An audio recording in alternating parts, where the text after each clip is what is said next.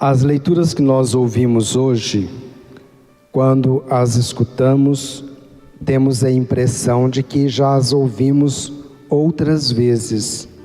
São leituras muito conhecidas nossas e, de fato, já sim ouvimos outras vezes.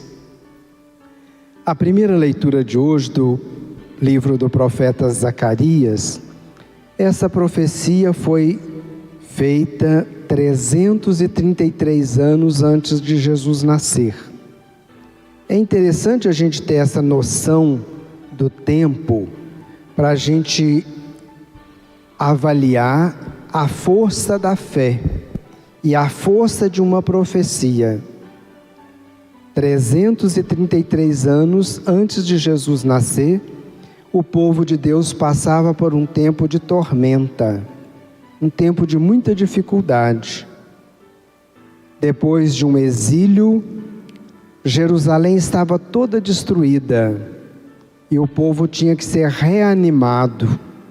Passava por necessidades de comida, de moradia, pois as casas tinham sido destruídas, o templo estava destruído, precisava ser reconstruído, e a fé também. As famílias desorientadas, porque muitos tinham morrido nas batalhas, muitos morreram, e até mesmo separado filhos dos pais, maridos das esposas, num tempo de exílio. E aí faz a gente lembrar a Ucrânia, toda destruída, um povo desorientado, alguns teve que sair para outros países. E aí chegamos mais perto de nós. Nesse tempo de pandemia, muita situação também ficou meio desorientada na nossa vida. Quantos de nós perdemos familiares? Quantos perderam condições, tiveram até que morar com parentes porque não dá conta de pagar um aluguel? Hoje ainda tivemos notícia que a gasolina aumentou, já efetivamente no posto. A alimentação difícil, tudo caro. Então a gente entra dentro do espírito desta profecia. Temos que nos reconstruir diante das dificuldades. E a realidade paroquial das paróquias, das igrejas, não é diferente. Porque nós que constituímos a igreja. E a igreja vive das nossas doações, do nosso trabalho, da nossa disposição. E quando às vezes a gente fica indisposto, isso vai fazer falta lá no final da fila, não é? Então, essa profecia vem dessa forma, e o profeta Zacarias vai dizer: Jerusalém lamenta como se lamentasse a morte de um filho único, de um primogênito. O pranto está sobre a cidade, mas não é hora de desanimar, é hora de acordar, pois em Jerusalém, na casa de Davi, será colocada uma fonte que vai ser lugar de purificação, de ablução, onde podemos buscar vida nova. E o profeta já fala do nascimento de Jesus. O profeta já dá prenúncio do batismo, daquele que quer ser purificado pela graça de Deus. Uma fonte de água pura que vem purificar toda essa situação. E aí nós devemos de reconhecer e renovar também o nosso entusiasmo, a nossa fé, a nossa confiança em Deus. Na segunda leitura, São Paulo vai dizer: vós todos sois filhos de Deus, gerados pelo batismo, pela força do Cristo ressuscitado. Portanto, somos todos revestidos do amor de Deus. Então lá não há lugar mais para discussão, para inveja, para maledicência, para discriminação. preconceito, não tem mais lugar para competição. Ao contrário, ele fala, não tem mais judeus e grego, nem escravo e livre, nem mulher nem homem, mas todos vós sois de Cristo. Todos nós somos de Cristo. Para que rivalidade? Somos irmãos.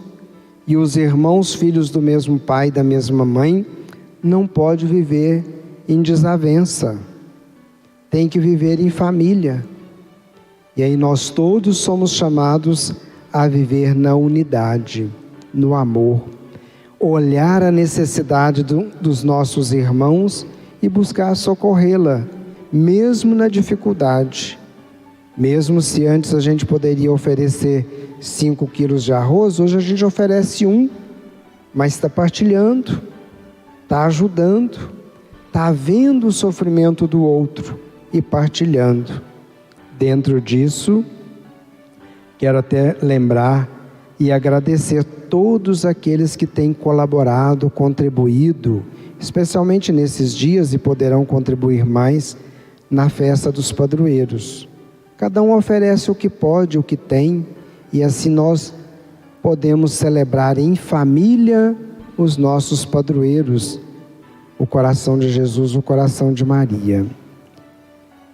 No Evangelho, talvez o texto mais conhecido, porque é o texto que mais nos desafia, Jesus está num lugar retirado com seus discípulos. E lá ele pergunta aos discípulos: quem o povo diz que eu sou? E eles deram várias respostas inteligentes e boas. Uns diziam: tem gente que acha que tu és João Batista que ressuscitou. Porque João Batista era um profeta da justiça. Ele anunciava a justiça do reino de Deus, dizendo: devemos nos converter, purificar o nosso coração para acolher o amor de Deus que vem a nós, no Messias. Diz também: és Elias, um profeta da caridade, o profeta da verdade e da perseverança. Lembra desses dias atrás, nós falávamos de Elias, quando ele chega num lugar que estava passando fome e hospedou na casa de uma viúva. E diz: enquanto eu estiver aqui não vai faltar comida para nós. Profeta da caridade e da perseverança. Achavam que Jesus seria Elias e outros profetas antigos. E Jesus então se sente fortalecido e pergunta para os discípulos: e para vocês, quem eu sou? E aí Pedro responde: tu és o Cristo de Deus. E Jesus diz para Pedro: não contem a ninguém isso, não espalhe essa notícia. Por que será que Jesus proibiu Pedro de falar que ele era o Cristo de Deus? Porque na compreensão de Pedro, Jesus era o Cristo de Deus, o Messias que vinha recuperar tudo pela força, pelo poder, porque Pedro tinha visto ele fazer muitos milagres. E disse: aquele que pode matar a fome de 5.000 homens, isso aí pode juntar um exército de 5.000 homens e destruir os inimigos todos. Via Jesus como o Cristo de Deus pela força do milagre. E por isso Jesus proíbe, dizendo: não sou esse Cristo. Pois a força de Jesus estava no amor e não no interesse. O milagre, o resultado do milagre não era para fazer Jesus famoso. Jesus não queria fama. Ele agia por amor para recuperar a vida daqueles que estavam passando por necessidades. Quando a ajuda ao outro é para nos engrandecer e nos tornar famosos, famosos, não é ajuda, não é caridade. É degrau para a gente subir e ficar famoso. É sucesso. E o sucesso, quando acaba, continua no chão. Jesus queria que eles percebessem que Ele é Filho de Deus e age por amor e não por interesse, por misericórdia e não por fama. Pois a revelação da face do Filho de Deus se dá na cruz. E por isso Jesus vai dizer: aquele que quiser me seguir, tome a sua cruz cada dia e me siga. Pois é na cruz, é no sofrimento que se revela o verdadeiro amor. Quando ajudamos as pessoas na necessidade que ela não pode nos retribuir, aí nós demonstramos amor e caridade e misericórdia.